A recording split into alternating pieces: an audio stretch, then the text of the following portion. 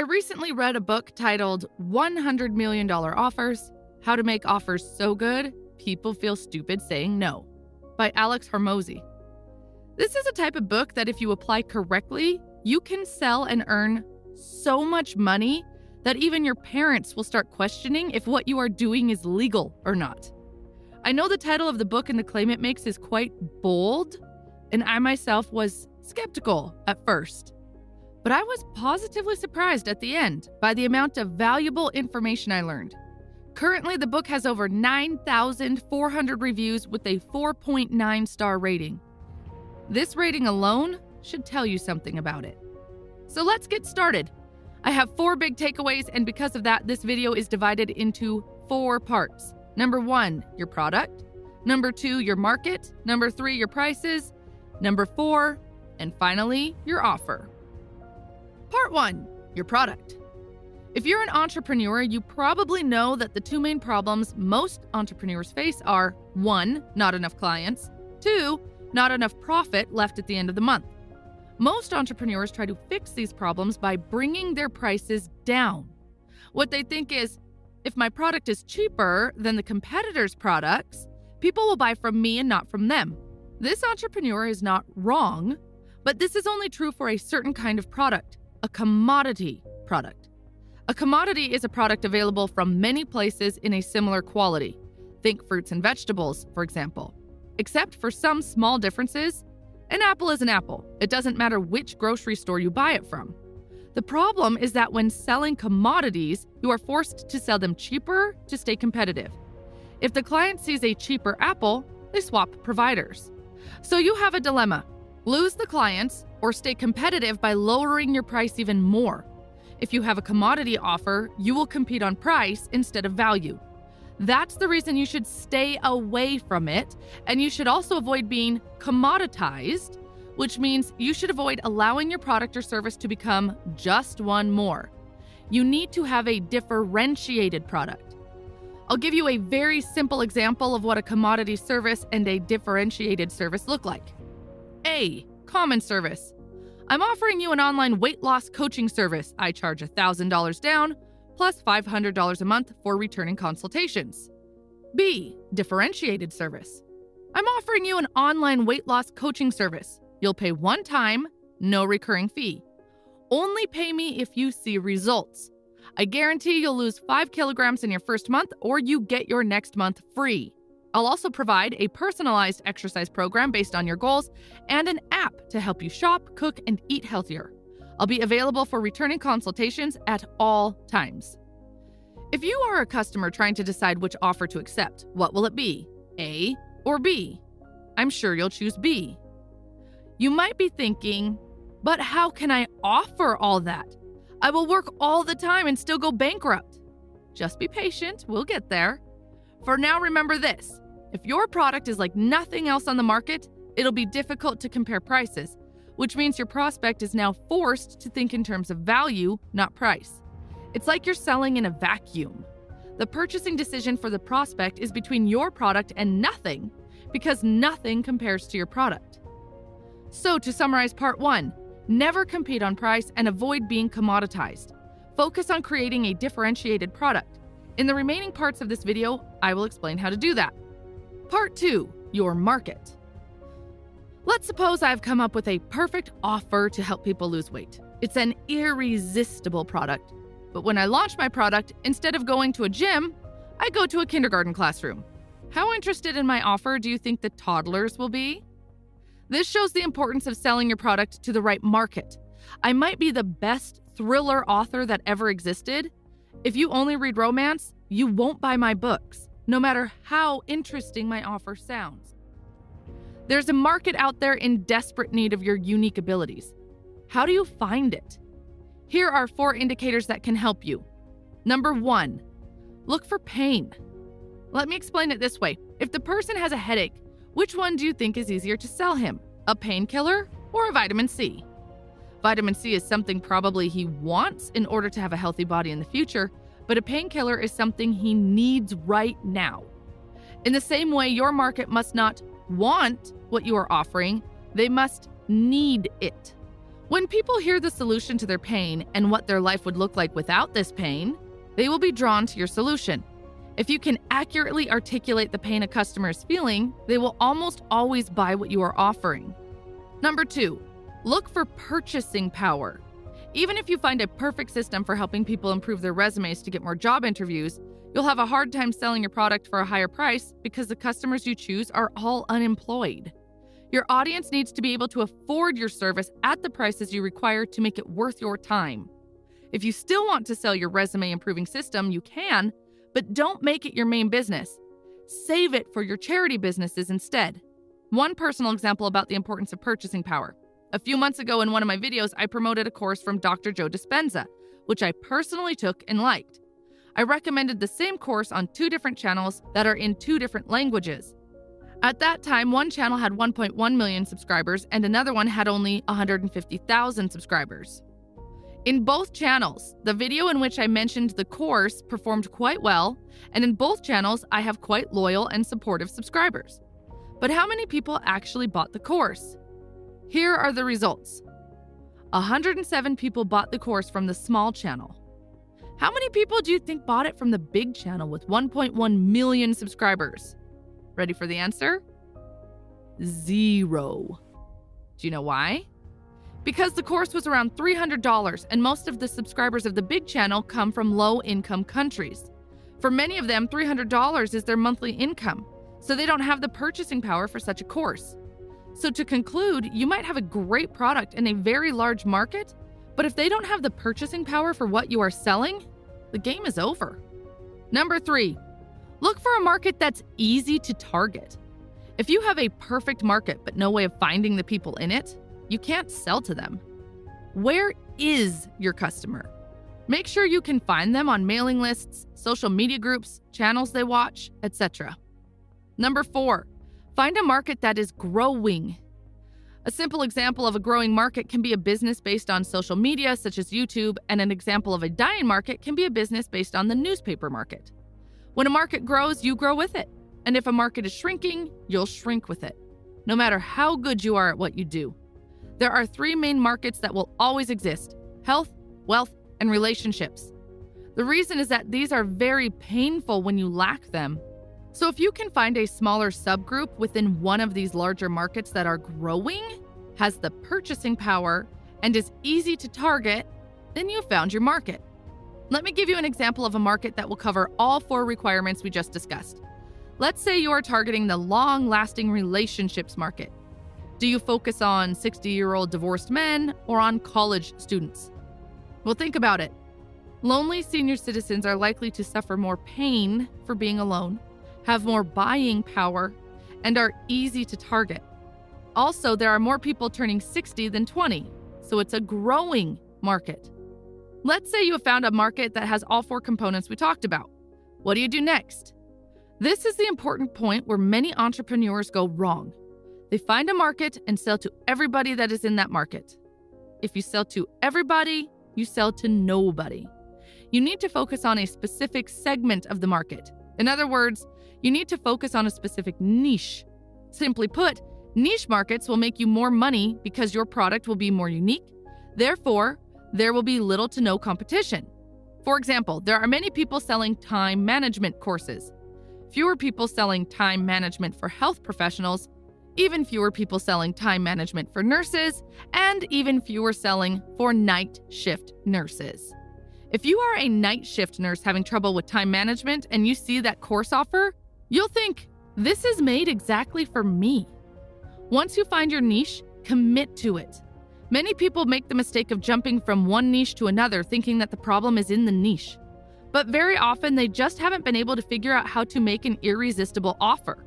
Changing niches is quite costly as well because you need to start all over again. Before I move to part 3 and talk about the price, let me summarize everything we covered in this part about market. Number 1, make sure you choose the right market that has 4 key elements. The market you choose must have pain, purchasing power, be easy to target, and finally, it must be growing. Number 2, don't focus on the entire market. Find a niche and stick with it. Don't jump here and there. Part 3, your prices.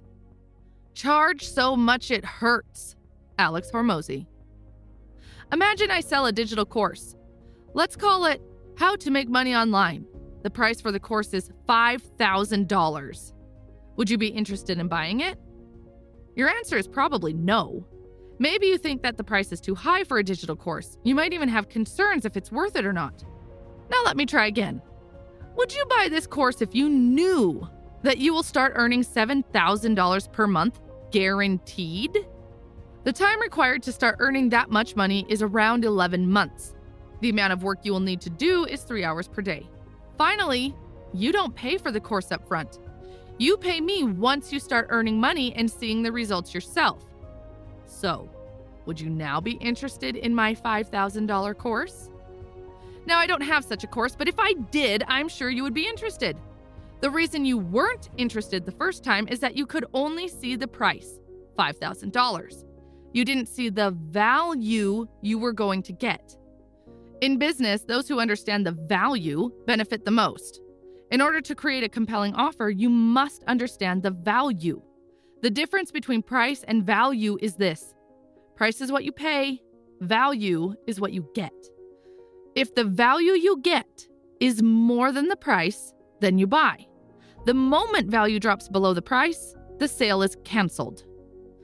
It's very important that you understand the difference because the author is not talking about just blindly charging premium prices. You will first need to deliver value. When you look at the price of a Prada bag, maybe you don't understand why someone would pay so much for a handbag. But the person who buys that product thinks the value they're getting is worth the price. Whether it is quality, beauty, durability, status, or any other personal reason, it doesn't matter. There's an audience out there who swears by their products, and that's the only kind of customers they want to sell for. You might think, that's going to reduce the number of customers who can buy from me. And you're right. But keep in mind that every business's primary goal is not getting people to buy, it's making money. So remember, you don't compete on price. You might sell for fewer people, but you'll still make more money. The thing most people don't realize is that you can only provide the most value if you charge premium prices. Here's why. When you raise your prices, two important things happen. Number one, you increase your client's emotional investment. This is important, especially if you need the client's cooperation.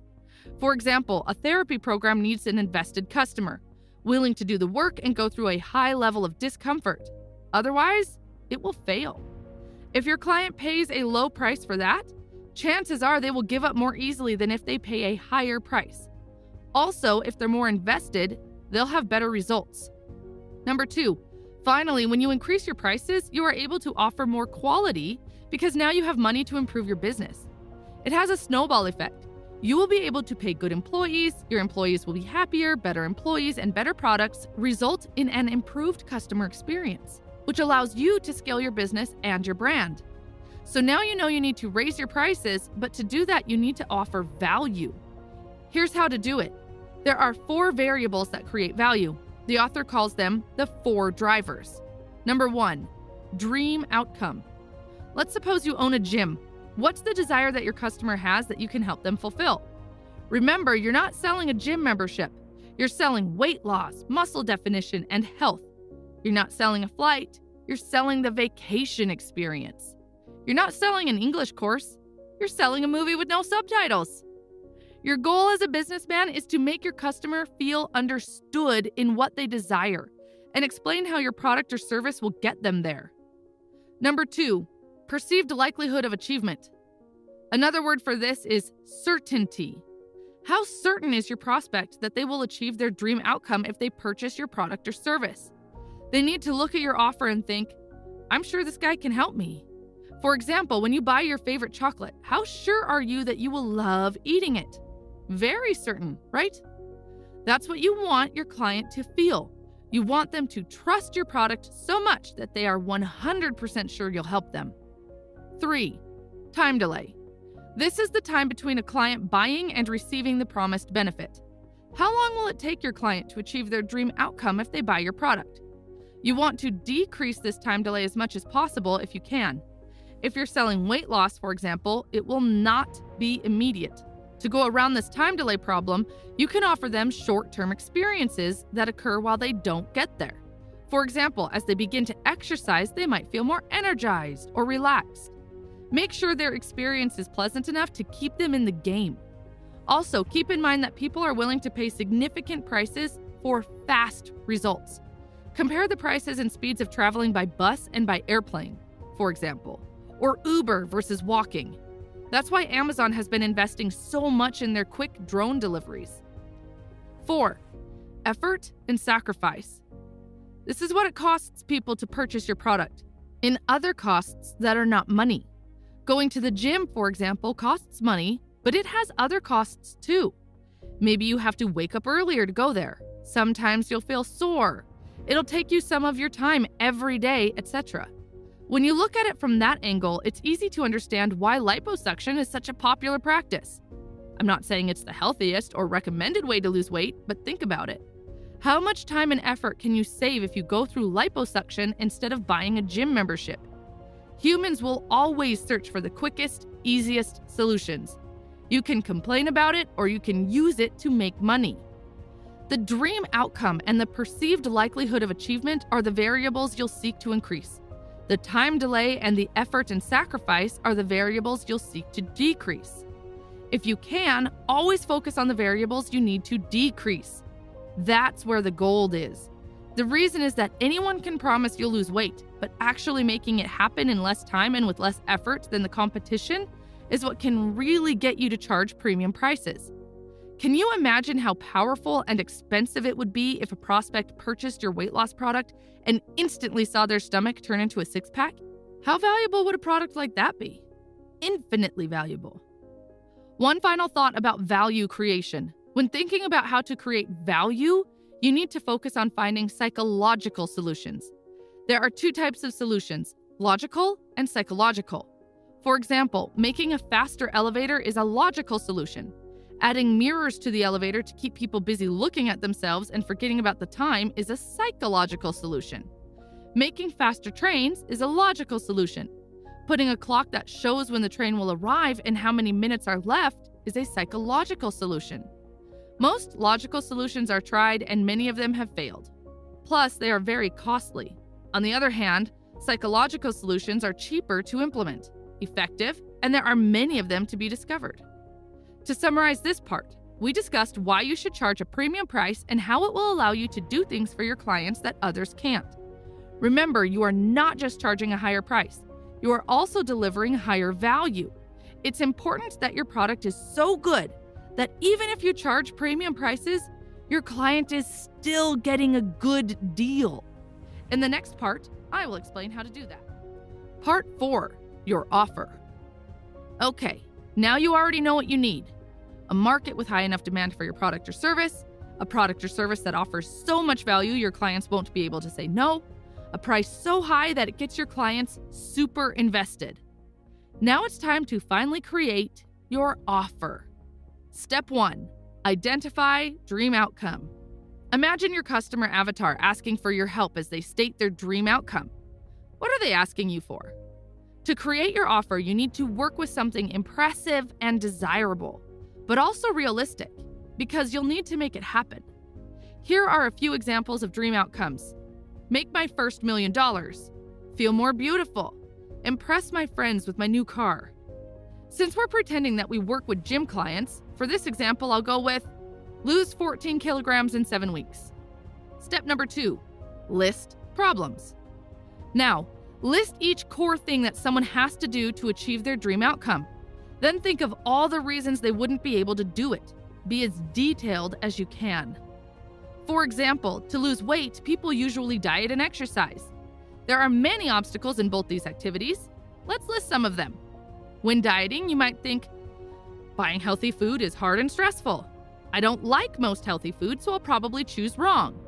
It takes a lot of time to cook healthy food. When going to the gym, you might think, I don't like wearing these clothes, they're too tight. I feel self-conscious when these people stare at me. I'll end up hurting myself as I exercise. You'll find a lot more problems if you stop to think about it. This is good news. The more problems you can find, the more problems you can solve. Step number 3, solutions list. Now it's time to turn your list of problems into solutions. To do that, first, simply add the words how to, and then reverse each problem that you listed in the previous step.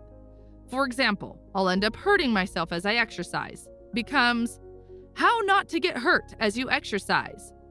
Another example, buying healthy food is hard and stressful becomes how to make buying food easy and enjoyable. One more, it takes a lot of time to cook healthy food becomes how to cook healthy food quickly. Do that process with every problem on your list.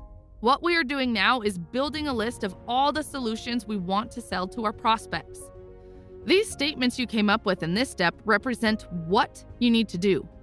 In the next step, you'll define how to do it.